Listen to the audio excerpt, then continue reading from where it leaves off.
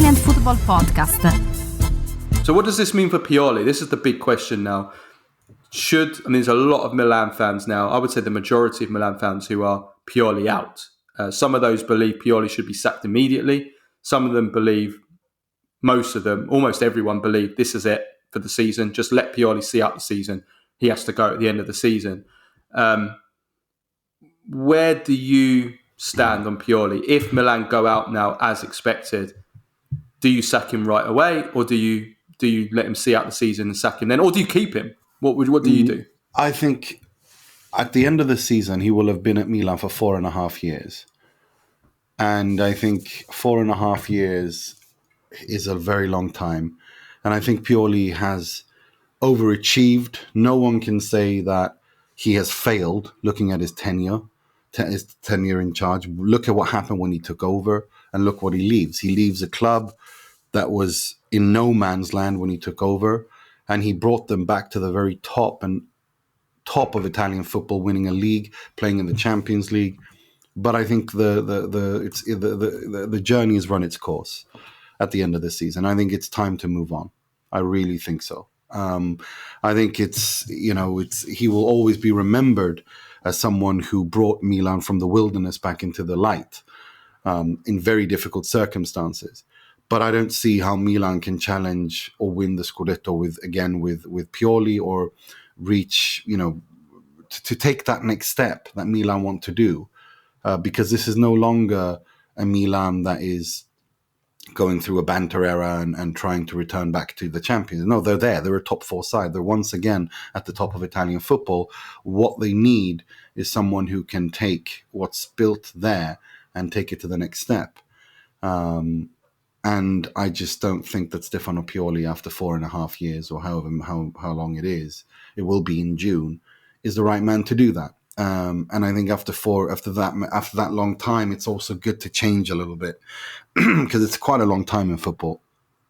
I don't think he'll be sacked. I think they will do a whole mutual termination thing out of respect, because I think he's not stupid. Pioli, he also understands that this might have run its course at the end of the season.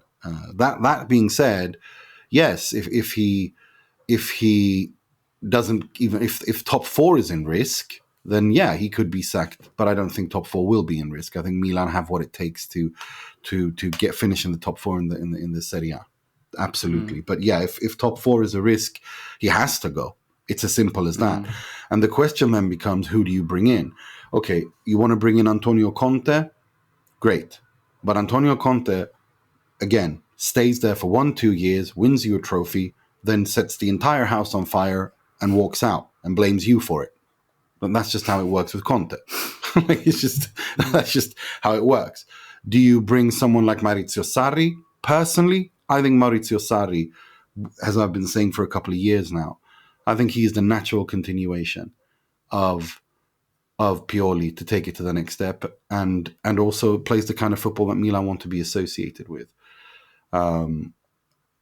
That's where I stand on that. But yeah, I do think that, I don't think you sack him right away. I think that would be a disservice to him, to Milan, because clearly the players are behind him still. And as long as the player as a coach hasn't lost the dressing room, then you can't really complain too much.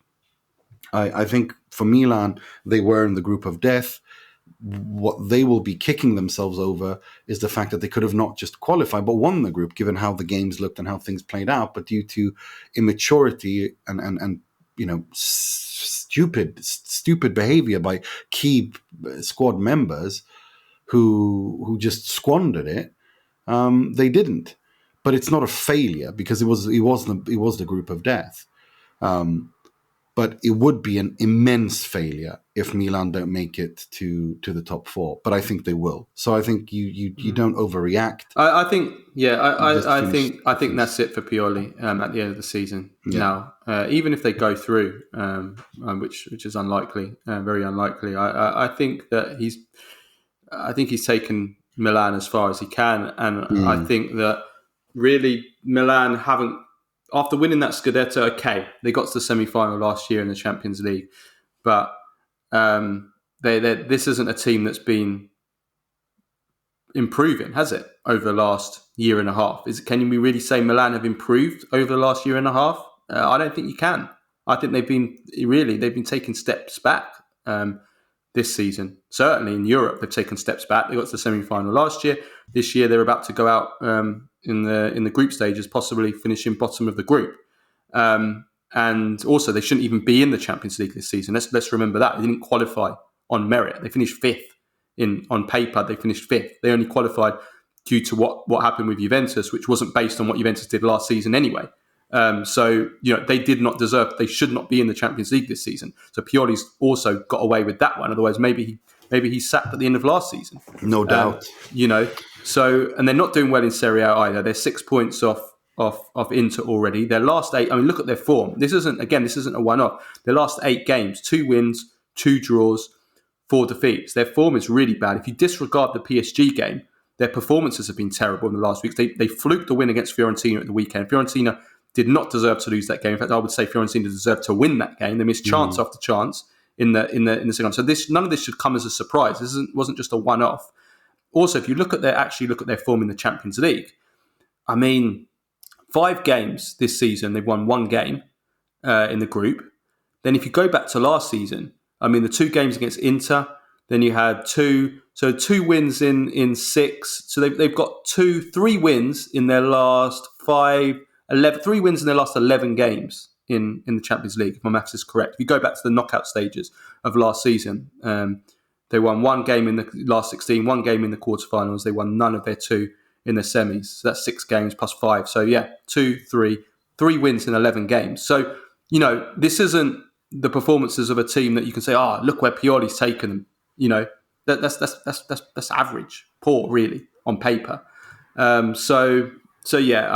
think Pioli. I think that's it for Pioli. They spent heavily in the market. There's no excuses.